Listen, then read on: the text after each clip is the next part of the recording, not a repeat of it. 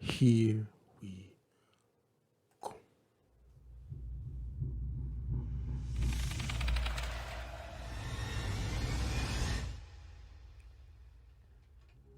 Be careful when you're passing through Iowa through the use of Highway I-74, especially when traveling at night.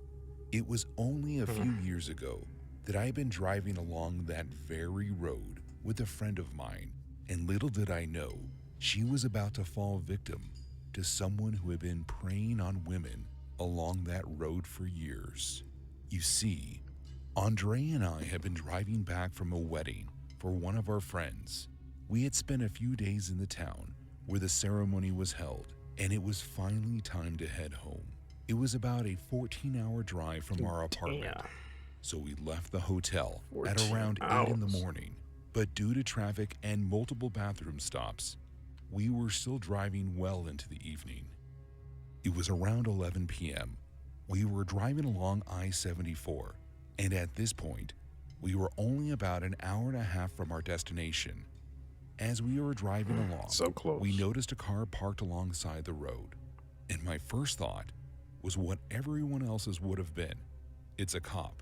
So I made sure I was going the speed limit and passed thinking that nothing was wrong. Sure enough though, the car pulled out and the red and blue Of lights began to course. flash. Of course So it I did. complied with the stop, and right away I notice that it's an unmarked car. Damn. That should have been Shit. my first red flag. The officer came up to the window and went through the basics. Do you know what? Well, I don't know, because, I mean, in Chicago, I've seen unmarked cars pull people. Like, I've seen a Pontiac pull someone over before. It's like, or, I mean, I've seen plenty of charges that unmarked charges pull people over.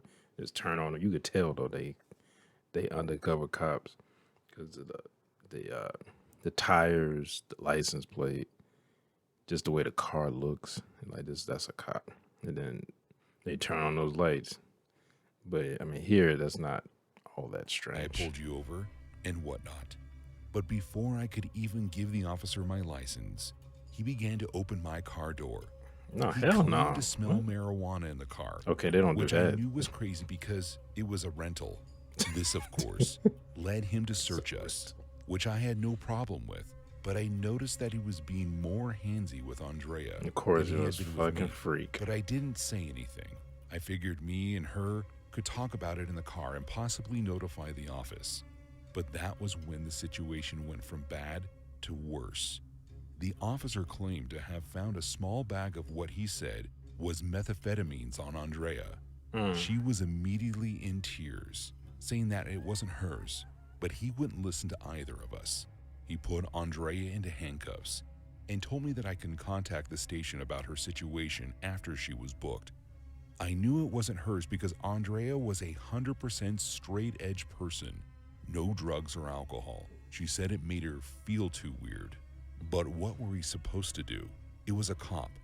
So I finished the 2-hour drive home by myself and tried to wrap my mind around the situation. Okay. Something didn't sit right with me, and I wish I had been smart enough to call the police station sooner than I did.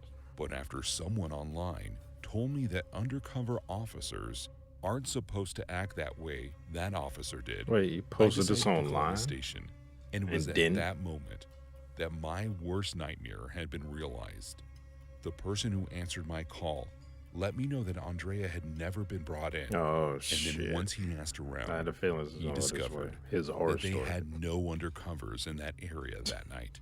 Damn. A missing person report went out, and just under 2 weeks later, She did. authorities Oh, yeah. found Andrea's body. She had been found laying face down in a ditch along I-74. Damn. She was the first of 8 women who went missing in that area Damn. under similar circumstances. Of those 8 women, only 4 of their bodies had been found. All had severe bruising and were killed with single gunshot wounds to the back of the head. Okay. Let's digest this a bit. So, fake cop pulls him over, says, "Oh, to get them out of the car. Oh, I smell marijuana in the car, so you got to get out." First red flag was he the way he said it. The cop just tried to start opening the door. Didn't even ask him to step out, just trying to pull him out. Which you don't get that far at the end. Unless the cop saying, "Hey, you need to get out of the car because I smell marijuana, so I need to search you, and now I need to search your car or whatever." Then you get out. You get out of the car. If you refuse to get out, and then they can, force you to get out. But you get out. He's patting you down. You notice he's being very handsy with your female friend. Okay, then he says, "Oh, I found methamphetamines on her." Okay. And because you know her personally, that she doesn't do drugs, especially like, someone who is straight edge, like, I don't drink, I don't do any of that stuff.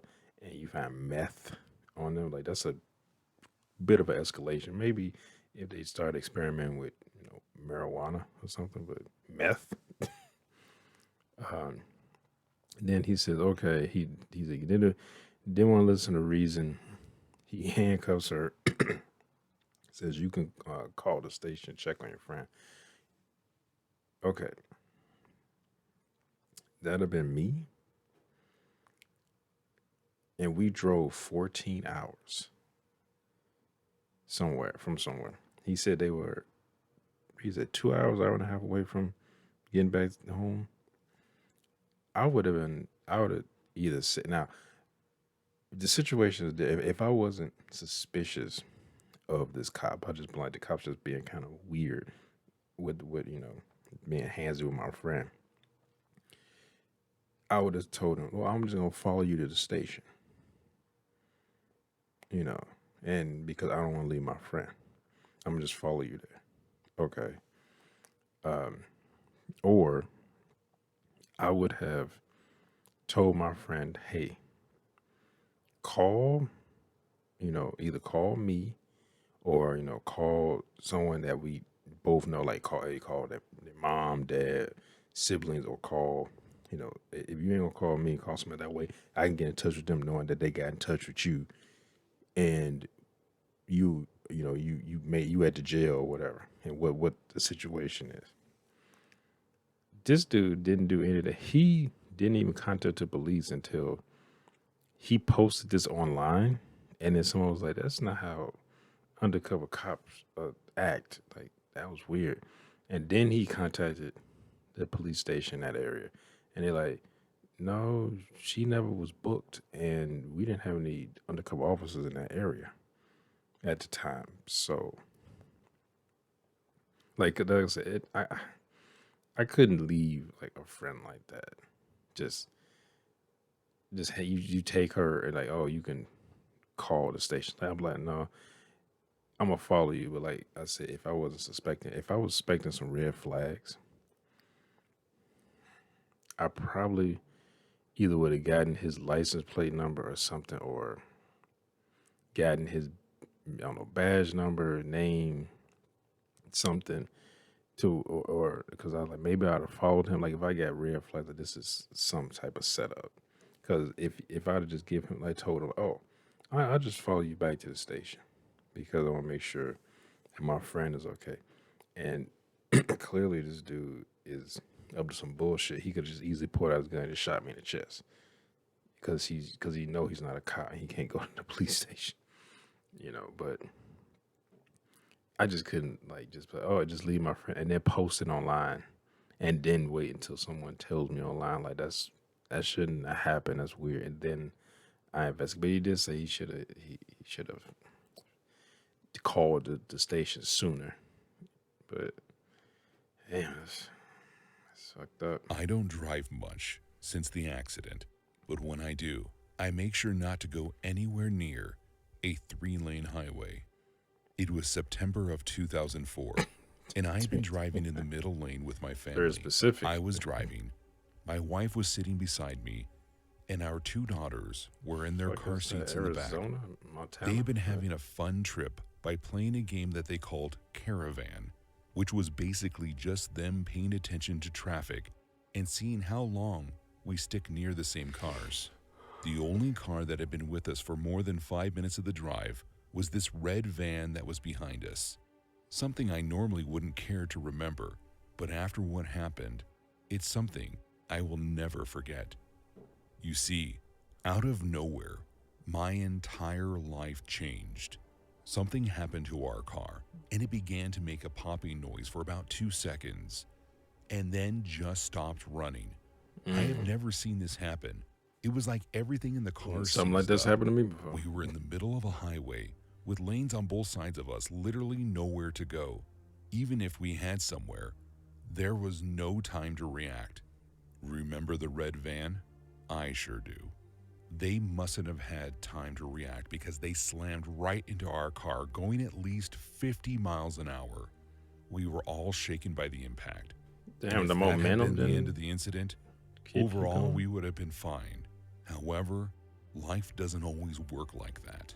The impact from the van pushed our car forward and to the right, which meant half of it was in another lane that had traffic that was still moving. Damn. Within an instant of the first impact, a pickup in the right lane slammed into the passenger side of the car.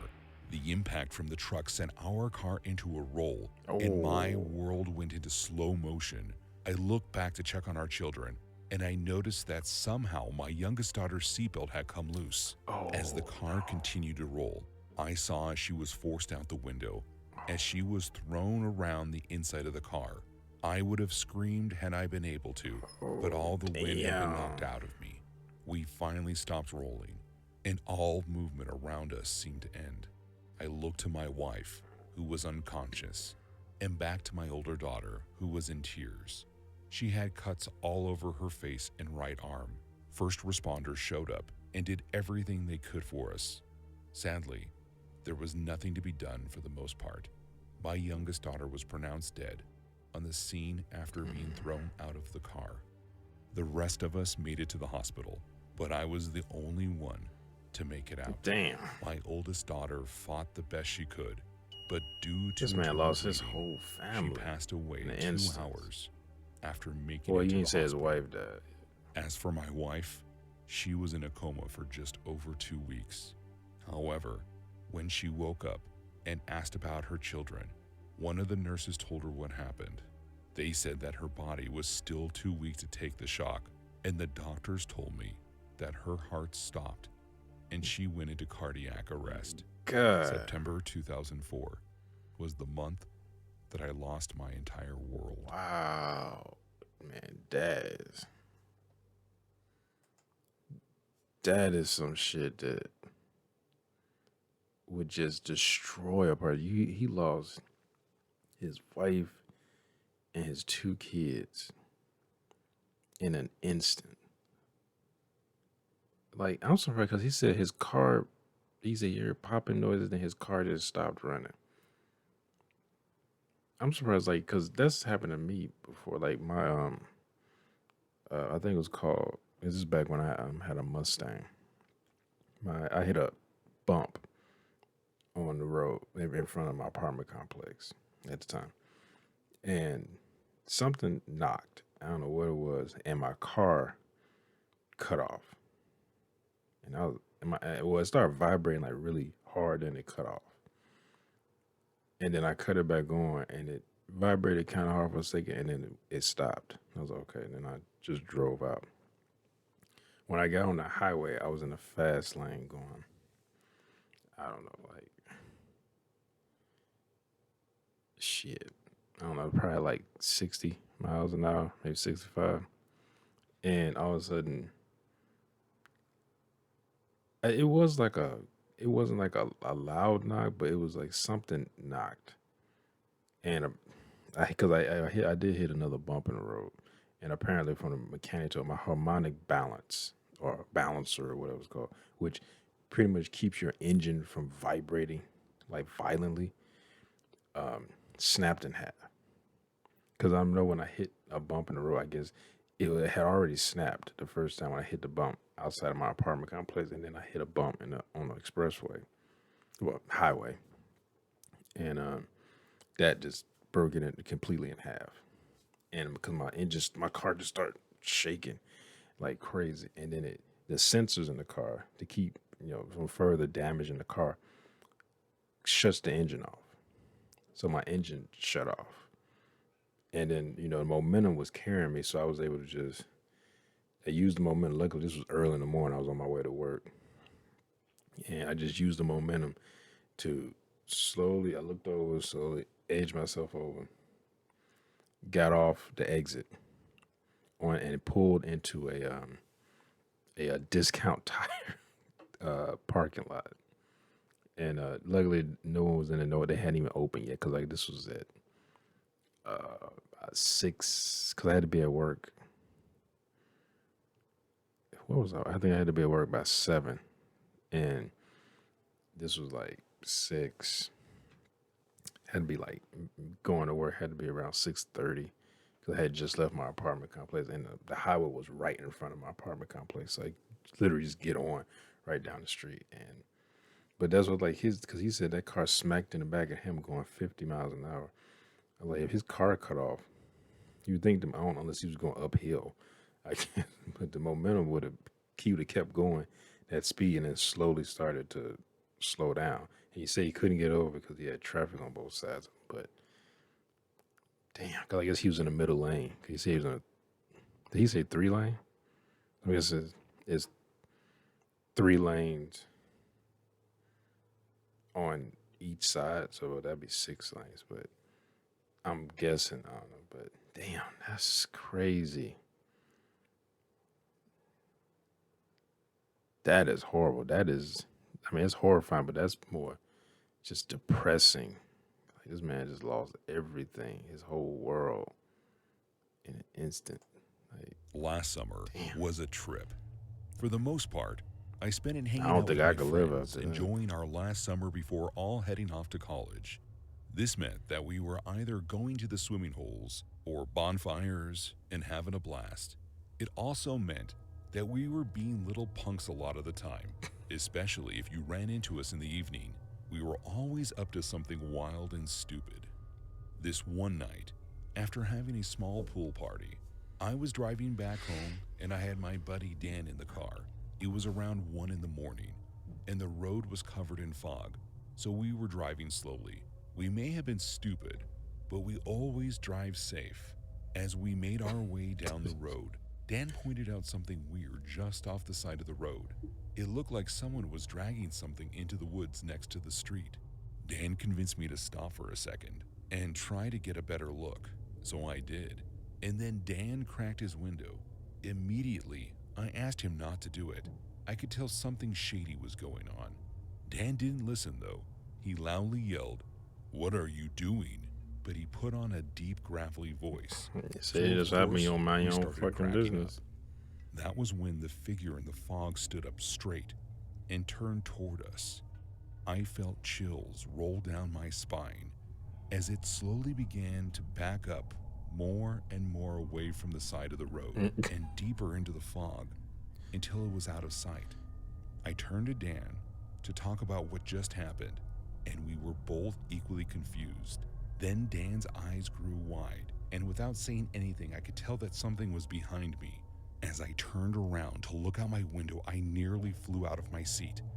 A man with a face covered in mud was pressed against the driver's side window of my car.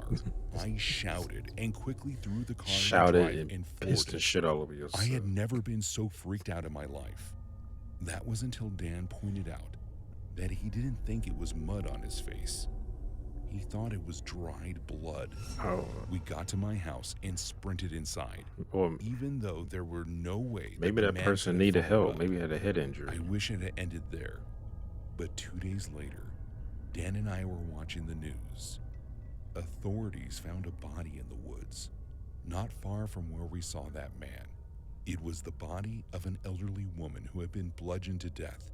I told my father about what happened, and he figured I should report what Dan and I had seen that night. So we called the police, and they asked us to come in to give a statement. I'm not sure if it did any good, as I tried to forget that night, which means I tend not to look into the status of that case at all. He's like, I am. Now you want to mind your own fucking business. But one thing, why did you... Okay, you stopped to fuck with some guy that it looked like they were dragging something into the woods at night. So y'all stopped to kind of, I guess, I don't know why y'all stopped in the first place. To what it was the idea to fuck with him or to see if he needed help. Like I don't know, but like it, they started fucking with him. Well, one of his friends did. He said that when the guy put his face up to the window, he had to put it. He put it in the drive. First off, if I stop, I don't. I'm not going to immediately put my car in park. It's going. My foot is going to be on the brake, so I can immediately, if something happens, I can take it and put it on the gas and take the fuck off. Put my car in park, looking at somebody dragging something to the woods, especially if we get his attention, and then he stands up and does the Batman turn. Like, don't he turn? He turn like his whole body, and then just slowly starts doing some like Homer Simpson shit, like just slowly back it up into the woods. And then on the other side of the car, somebody comes out, and what they he said it was mud. And he said his friend think it was dried blood. So I don't know when they killed. They said they found an elderly woman's body near the same place. I don't know. They doing some just some crazy shit out there. Kill somebody and like, hey, let's do a facial with their blood. I don't know what the fuck what that was about. I mean, people have done like serial killers done some weird like ritual type shit, like eating people and making skin out of bodies in a stove from cemeteries and shit, like skin suits, shit. Like people do all types of crazy shit. But for me, the first mistake they made was not minding their own fucking business. I'm not stopping at night or somebody dragging something into the woods. I'm not helping you. Dragons. Like I'm not stop. Stop for what? Because if to stop is to indicate that I am going to help you, which I am not. So I'm not stopping. Because besides, you don't know what the fuck that dude could have just stopped, sprinted to the car. Because apparently, when you stop, you automatically put your car in park. Broke and just hit the window with a fucking like hatchet or something, breaking the window, snatch your ass out the car, or start just reach in the car and just start hitting your ass with the hatchet. Or he has one of those knives. I used to have one with like the end was like pointy, so you can use it as to break windows and stuff with. And you could just done that break, which I always thought that knife was weird. I'm like, why do you? It's a weird knife to make. Like it's a knife that you can't like retract or anything. It's not like it's a multi-purpose knife, but you can't like retract it. And it's oh, you can use this end to like break a window if you stuck in a car and it's sinking, some shit like that. And it's like no, this is like it was a decent size knife. I don't have it anymore. I don't know where it's at. I think I left it in a friend's car, and I don't know. It was just gone one day, so I don't know what I did with. Um, but the blade was probably about like that long. I don't know, like 8 or 9 inches, something like that.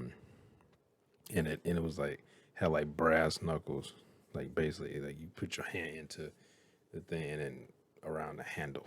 So the part was like metal part was like over your finger, so you almost like brass knuckles too. And then it had like a kind of like a cone shape on the bottom part.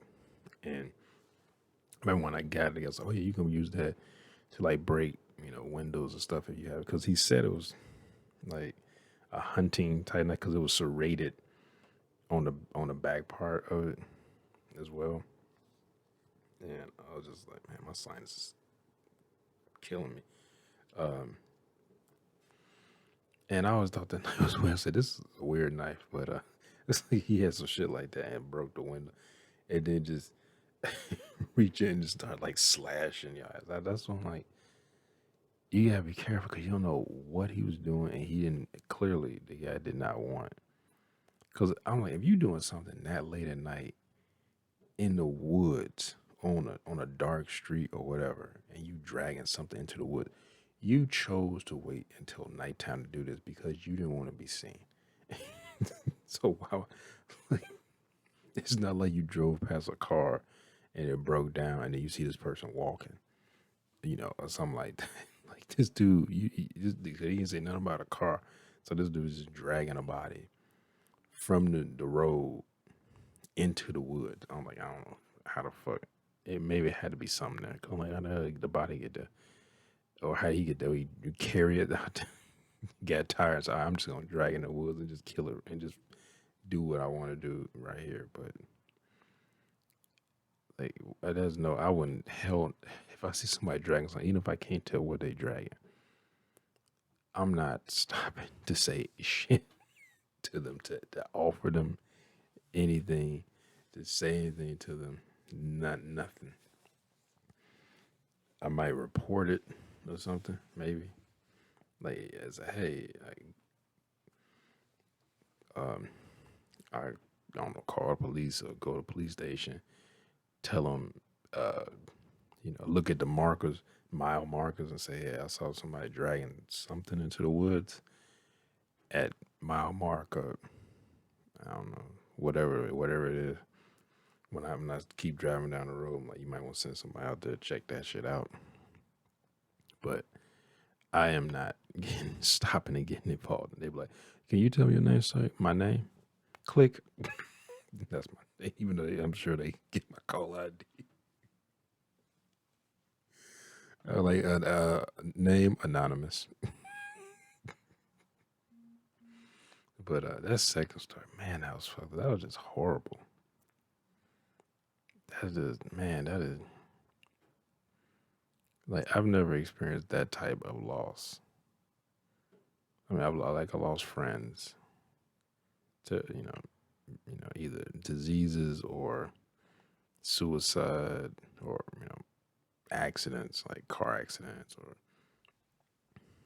overdoses, stuff like that. Um, but never like not like that. Like just in an instant, like in a car accident like that, especially you're involved in, and just your whole life is just turned upside down. Like he lost his whole family, his wife and 2 kids, and he's still alive.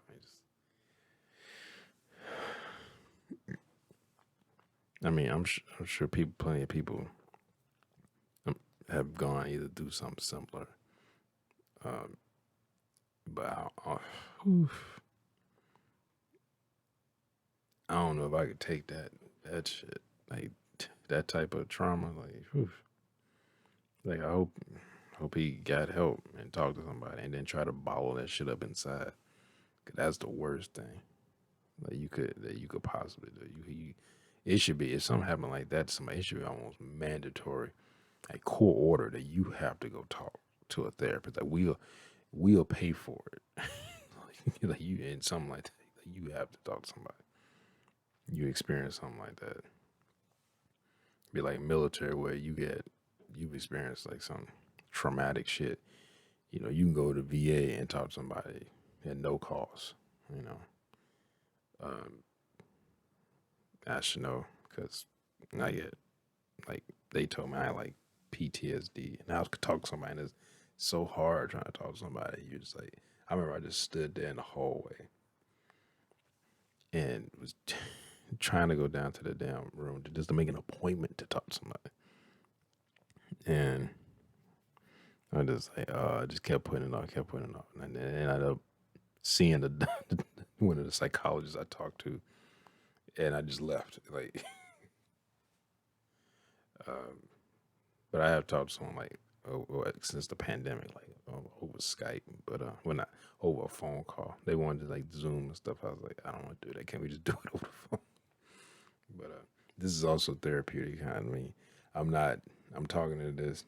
It's weird when you're talking to somebody, like in a room or you're on the phone or something like that. But you're talking to this, and then you just post it, and then that's it. It's almost like talking to an audience, but they don't respond back. You don't have instant response, so it's like, and I don't have to read comments and nothing like that if I don't want to. So, but yeah. Anyway, I don't went on too long. Just hope you enjoyed my reaction. And if you did, make sure to hit that thumbs up button down below. Make sure to subscribe if you're here. Hit that bell. You'll know if I want to upload new videos. Comment down below. Share this video. I'll see y'all next time. Peace.